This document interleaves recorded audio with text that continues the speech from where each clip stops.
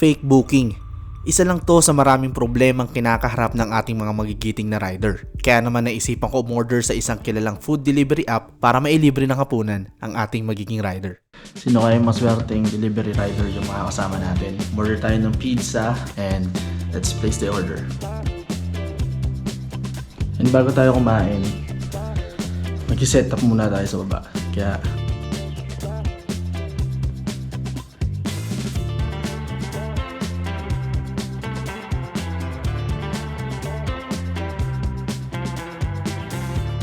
na, dumating na yung rider natin.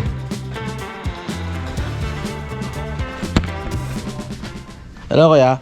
Ay.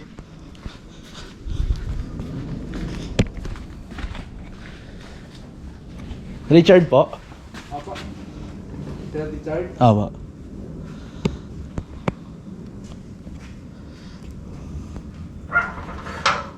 Kaya pwede papasok?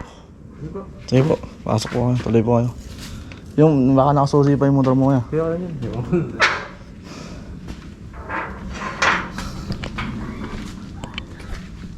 Dito na kuya, paano na lang? Sa loob. Ha? Sa loob na lang kuya. Ako. Kasi tayong dalawa kakain yan eh. Ah. Okay lang ba? Okay lang ba sa'yo? Okay lang. Dito tayo sir. Ay, ganito yun na, sir. Oo, mali mo yung susi mo doon. Okay lang kuya. Anong pangalan mo kuya? Kim, sir, Kim. Kuya Kim, no? Ayan. Okay lang ba sama ito sa content? Okay, sir, ang problema yan. Sige, sige. Dinner natin kasama si Kuya Kim. Buffalo wings. Ayan. Buffalo wings. Pizza. Pizza natin. Tapos lagi sa aming pasta. First time mo ba kuya na may yumaya sa'yo na?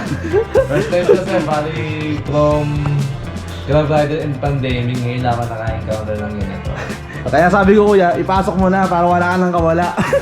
Kasi sir, pag mga gano'n na naman subdivision, sir, Oo. safety naman kami kasi may hours naman kami dun sa guard. Mhm. Then, okay. Pero pag yung kunyari, nasa labas kami, then yayakagi kami by street, Oo. negative kami. Pero, Sige kuya, feel at home. Dahil ayun yung gusto kong mangyari, no? Yung kahit pa paano maka-share ako ng good vibes ako, sir. sa ibang tao.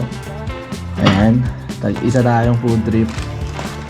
Gaano kayo katagal nag-rider kuya? Bali, sir, from pandemic. Ito pandemic. Yes, Pero sir. prior pandemic, ano yung trabaho mo? Supermarket, sir. Okay. Pure gold, sir, in 9 years. Cashier, bagger? From bagger to... Lahat dinaanan mo. Opo, sir. Step by step, sir. Mm. From the warehouse man, then Oo. bagger, naging SUC sa SM, then probably, sir, mas tamagal ako sa pagiging day, sir. Okay. Mm. Yung sumasahod sila ng minimum. Kamusta naman kitaan sa Grab kuya? Sir, sa totoo lang, sir, ang alam ng mga customer dati is malaki ang sinasahod ng Grab. Oo. Pero sa totoo lang talaga, nakadepende yan sa rider. Ayun ang gusto din namin masabi okay. sa customer na minsan makaka-encounter ka ng customer na kala mo binili ng pagkatao mo. Okay. Na hindi nila alam, isa delivery fee lang yung binibigay sa amin. Okay. Ngayon, sa rider set na doon ko nakita na ikaw yung gagawa ng sahod mo or discarding mo. Na kunyari, parang jeepney driver. Oo. Hindi uuwi yan hanggat hindi ko makota. Hirap din talaga, no? Opo, sir. Pag nagugutom yung kami, mga customers, Mm-hmm.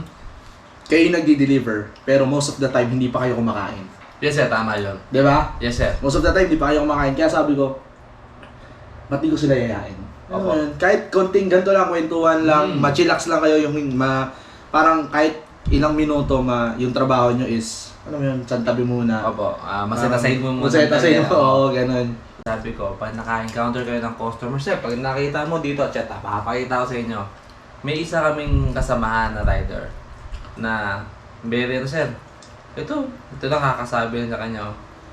Pakita mo, sir, sa vlog mo. Pa-screenshot mo sa kanya, sir. Tuwang-tuwa ang rider na niya, sir. Ay lang, ayun. Kung maka-encounter lang sila ng ganyan, malaking bagay na yan. Yung mga gantong convo lang, no? Ayaw natin yung mababasa, siguro ano ko na lang. Ayan, yung ganyang combo, malaking bagay na pala sa kanila. Hindi natin alam, no? Yung simpleng act lang natin, Sir. sobrang laking bagay na. Ano mo yun, malesen na yung pagod nila sa init, sa ulan, na pag-deliver. Kahit nga baha sa tusuin namin, may deliver lang namin. Minsan sir, bibigyan nga lang kami ng sir, pag-deliver mo, take your time. Add na lang ako ng DF. Okay lang yun, sir. Kasi, naisip namin, sir, yung ipupunta namin, malaking bagay na yun para sa pamilya namin. Kaya yung mga ganito, sir, treats ninyo, unforgettable na to, sir. Bilang rider. Diba? Ngayon lang ako talaga, promise. Mula nagpanda ako, na-encounter ko lang, bigyan lang ako ng isang meal. Sir, sa'yo na yan.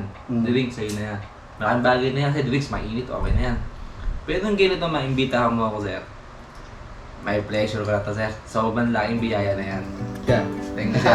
Kasi actually, yung mga ganyang mensahe talaga yung nag-full, yung nagpapataba ng puso ko. Kaya ang dami kong gustong gawing content na more on connection talaga ng tao. Alam mo yun, Opo. yung genuine, yung totoo, yung maririnig mo yung istorya nila. Kasi ako naniniwala ako na kada ganyan na naririnig ko, alam mo yun, nag-grow ako eh. Yes, sir. Yung mindset ko nag-grow, ang dami ko naririnig yung stories behind success, paghihirap.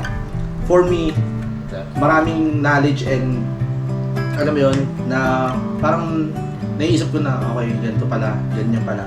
More on naiintindihan ko yung buhay. Talaga niyo po ba? Masasabi ko sa inyo. Yung mga customer dito na tingin mo sa baba, bayad ka naman eh. Ayun. Di ba? Ayun yung maling mindset ah. Oo. Lagi, hindi laging bayad ka or what. Opo. Hindi laging ganun. Ang hirap kasi tanggapin na dahil sa pera parang kinokontrol mo na yung mga tao. Oh, yun, sir. Mali yun.